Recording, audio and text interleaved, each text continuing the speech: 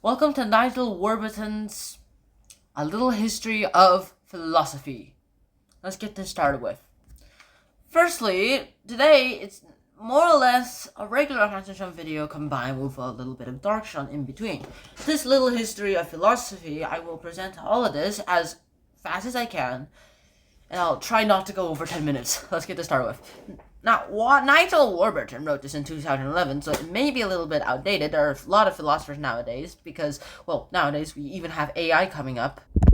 And so with that in mind, you can still kind of think about everything that can happen in philosophy. Philosophy has had its roots, according to the book, since 2,400 years ago. Actually, it's been there for longer, but it's from then that philosophy has actually kickstarted its life. Of course, we go ahead and start off our little journey with Socrates and Plato. Plato and Socrates themselves actually went ahead and talked a lot about things. Of course, philosophy goes ahead and it sounds a lot like a science because you ask a lot of questions.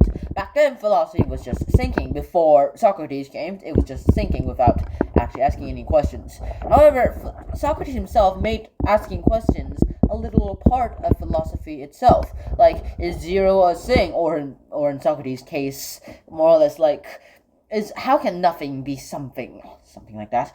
And then of course we find more things too. Socrates' student Plato went ahead and did things, and Plato wrote his dialogues based on Socrates. And then Plato's own student himself, Aristotle, went ahead and started writing things too. I'm surprised that not a lot of people actually know all this, but these dialogues are pretty much the only reason why we know about Socrates himself. There's a lot of other things that we can see inside philosophy as well. Afterwards, we even get into this knowledge of life. We go ahead and talk about we know nothing, which sounds sort of wrong if you ask me. It just doesn't feel right. The vibe that it gives off, we know nothing, just isn't right if you ask me. We know nothing is more or less a little talk about, like, saying we're dumb idiots. We're just the same thing as monkeys, but even monkeys know how to use tools. So I'm kind of thinking that we know nothing is more or less the philosophical way of thinking, is that having known nothing, also this, according to Philo, even is kind of debatable. Even this is unknowable too. His reasoning is noted in the book, which I will not get into. This is not a book of philosophy. This is a book of a little history of philosophy. Also, it does have to talk with philosophy sometime or another. We even go up to Epicurus, and then Epictetus, Cicero, and Seneca. We also learn about not to care, as well as the garden path too. Which doesn't sound right. I mean, you have to care about something, but if you're learning how not to care, just going ahead, you realize you have an F in your test, and you're like, I don't care, I see an A. I don't care if it's an A plus or an F, it's the same to me, it's just a letter grade. And with that, that's pretty much how it seems to look like, but then again, there are a few things too.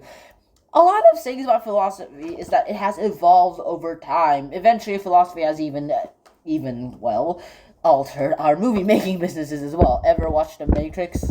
That is sort of based on the theory where we go ahead and it's about saying life is like code. Life is a simulation, but a very, very accurate and lag-free simulation. Sure, we have our defaults. Sometimes some people are deaf.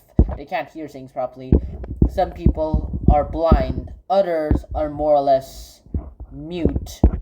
And others, well, they're just plain weird. The Matrix itself, it's a movie about people finding themselves that they're actually trapped inside a simulation of real human life.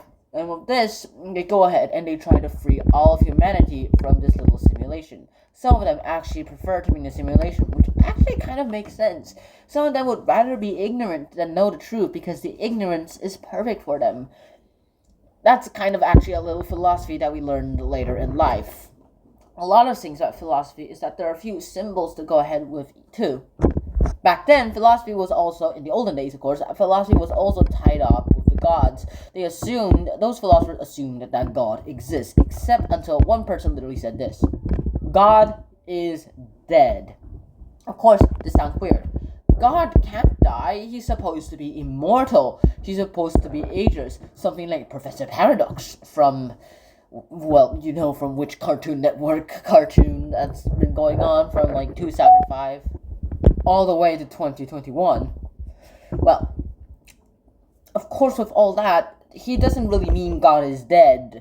what he's actually saying is that the idea of believing in God, that has just seems to be outdated, according to him. It's like something when you realize that you're stirring. In fact, whenever I read that, it just made me think of it like this. I heard God is dead. That doesn't make sense. More or less, it means like the idea of God. That sounds unreasonable now. Because if you believe in the super high being, then that technically means that we can turn into super high beings too, right? Later, when we scientists goes ahead and found out about the atoms and things, and we just went ahead and called ourselves atheists. Some scientists are actually religious, by the way. We go ahead and figure out about the cosmos itself. Philosophy is pretty much like an early version of science. It's older than science itself, at least older than the version of science we know today, that we accept today. Socrates himself has created a scientific method in a way. The Socratic method is actually technically the scientific method, where you ask questions, you make a guess, you test the guess again with the same way to see if it's right, if you're right or wrong. Well, if you're wrong, you go ahead and make a new question and then make a new guess, and then you go ahead, if you're right, go ahead and publish your findings after you probably do a few more tests just to make sure they're actually right. Later, when science, as we know today, has been evolved and created, we went to some philosophers, I've heard from the book itself, have also tried to use science to understand the philosophical concepts too, because some concepts actually can be proved by science, such as, like, this is just a little philosophical thing I've thought about right now. Well, technically, come to think of it, it's not that directly related, but here we go. Back then, everyone thought that Earth was in the center of the universe. I mean, if you look up the sky, to the ancients, it might have looked like the sun was going around the Earth, and so did the stars, except for a few of them.